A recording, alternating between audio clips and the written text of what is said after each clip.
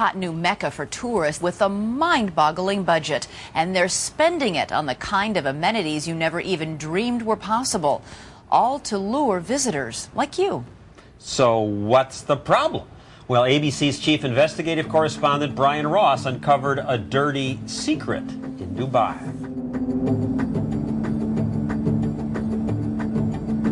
A rare day in the life of an investigative reporter. Sitting in the back seat of a chauffeur-driven white Rolls-Royce, heading for what is billed as the world's tallest and most luxurious hotel, the Burj Al Arab in Dubai. When you look at the Burj Al Arab itself, as a luxury property, there's nothing to compare with it. Like much of this Persian Gulf city, everything at the Burj Al Arab Hotel seems over the top. An expansive lobby, excessive service, and extraordinary prices. The cheapest room, where we checked in to the groans of our 2020 accountants, is a $1,700 a night two-floor suite, complete with its own butler, breathtaking views, and an in-room spa. You're going for dinner? Just tell me the time, I can set the jacuzzi for you. Nice, but nothing compared with the royal suite upstairs, $11,000 a night, glamorized in the hotel's promotional video. The bed revolves 360 degrees if you wanted to, and the bathrooms are as big as a normal-sized bedroom. Only the very best and most expensive will do here. In Burj Al Arab, if it looks like gold, it is gold. The hotel has become the architectural and public relations showpiece of Dubai. It got the world's top tennis stars to play an exhibition match up on its helipad. Can somebody go get that, please? And golf star Tiger Woods was lured up here too.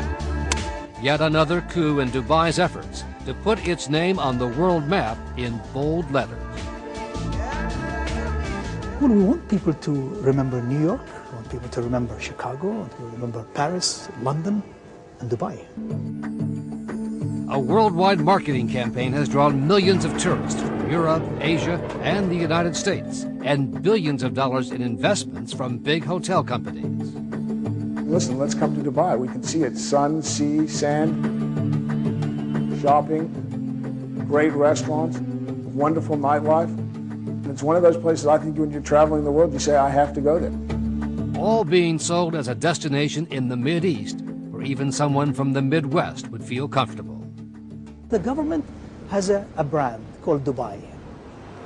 We are a growing city, we are incredibly successful.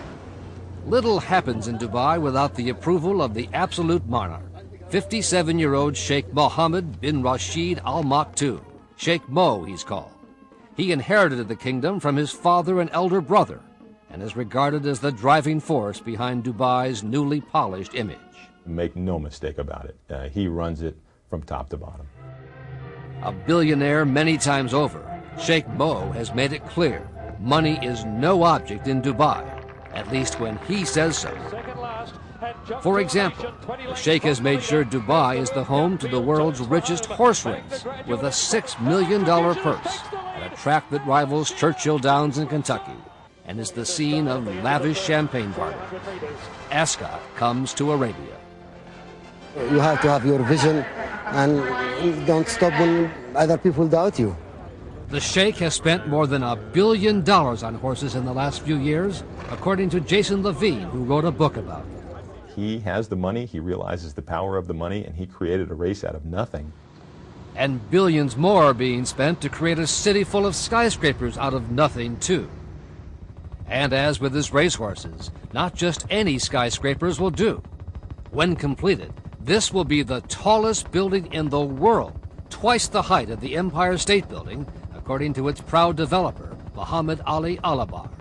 What was the statement you were making here in Dubai by building the tallest building in the world? It's an achievement that we are here. Please notice that. We want to be part of the world. There's no end to Dubai's boomtown spending to be the biggest or the best. They're now even creating islands in the sea out of nothing as well. One development, almost completed, is designed to look like a palm tree from an aerial view. Homes on the Palm are now said to be going for $2 to $4 million apiece, and this will be the site of a new Atlantis hotel and water park. You cannot come to Dubai and say, I don't want to see the palm. There was nothing there. And the genius of the country says not only are we going to build something, but they're delivering on that dream. Another clump of man-made islands will replicate a map of the world when seen from the air. Each island a separate country. Average price, $25 million apiece. Sheikh Mohammed's ability to get things done with a royal command is the envy of other entrepreneurs around the world. He's way ahead of me. Virgin Airlines founder Richard Branson has been drawn to Dubai in a big way. His airline now flies here daily, and he's even considering buying Great Britain, the Dubai island version, that is. It's unbelievable the amount of people that fly and go and visit Dubai. It's become a real mecca. Next on the drawing boards is something called Dubai Land, a $5 billion theme park designed to be twice the size of Disney World.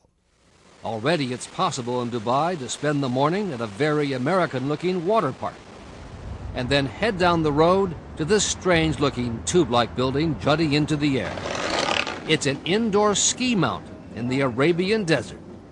Even when the temperatures outside are at 120 degrees or more, the skiing inside is just fine. This is truly a case of bringing the mountain to Mohammed, Sheikh Mohammed. His motto for Dubai seems to be, I have the vision and the money to build and do anything I want. And he is. But with that has come some new and very unwanted attention to the way business is done in Dubai.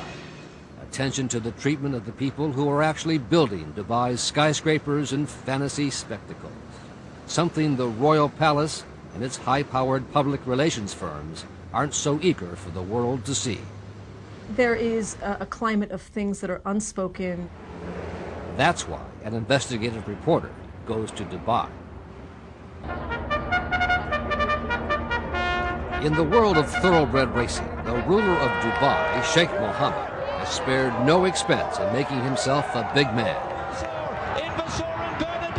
It is the sport of kings. He's one of the few people in the game that treats it that way. The Sheikh's personal 747 is a familiar sight in Kentucky, especially around the time of the country's premier Keeneland horse sale. That's Sheikh Mohammed, without his robes, in the midst of a royal spending spree. He and his brother spent more than $70 million on horses in just 2 days. Last call, $9,500,000. Once back in Dubai, the horses will live in royal splendor in His Majesty's stables. Money talks. In his case, he's happy to throw it around. The Sheikh's taking the same no-expense-spared approach to promoting Dubai around the world. Prominent figures, including former President Bill Clinton, have been paid hundreds of thousands of dollars to speak or act as consultants.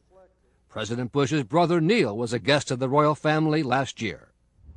The Sheikh and his ministers say Dubai is a shining example of what can go right in the Middle East.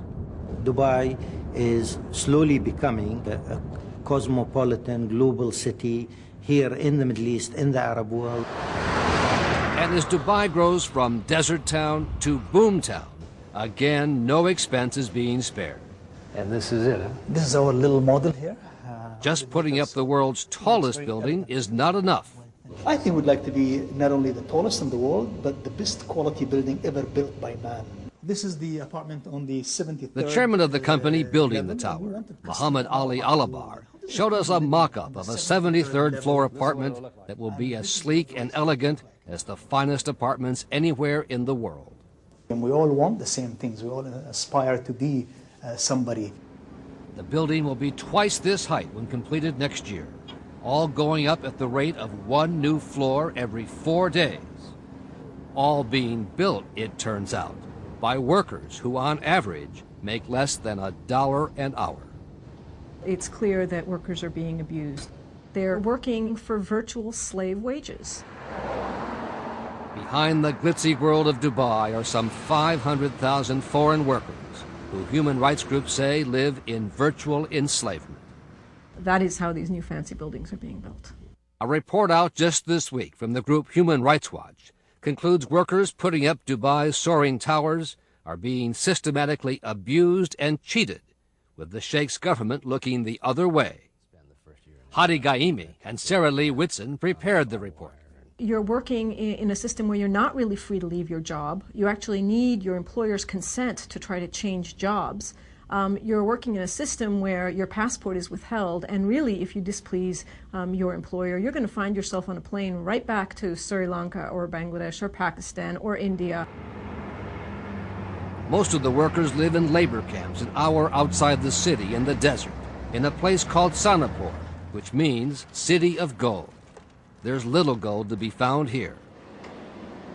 The men putting up the world's finest buildings live 6 to 8, sometimes 12 to a room, rooms smaller than the horse stalls in the Sheikh's royal stables. When we arrived, the men said it was one of the few times outsiders with cameras had been in the camps, and we wanted to know if His Royal Highness Sheikh Mohammed had ever been here. I have no, I cannot confirm to you yet that he has. So I think he would find that his horses have better living conditions than those men. I think that's not a fair comment.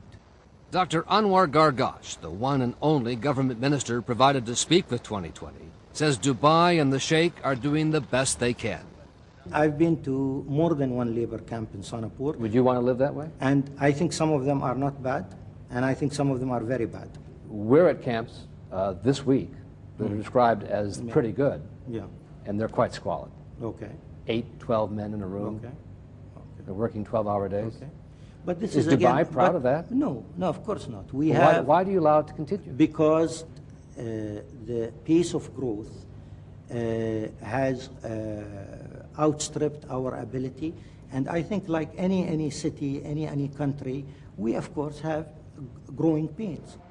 Pains being felt by these men, trapped in indentured servitude.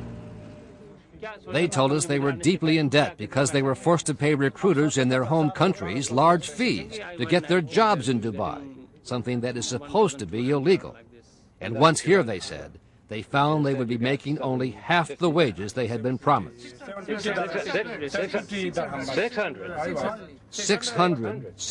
dirhams, about $163 a month. On average, less than $1 an hour. And even that, Human Rights Watch found, is routinely withheld months at a time. It's considered a way to make sure that your worker doesn't run away, so you kind of always owe him money to keep him on a short leash.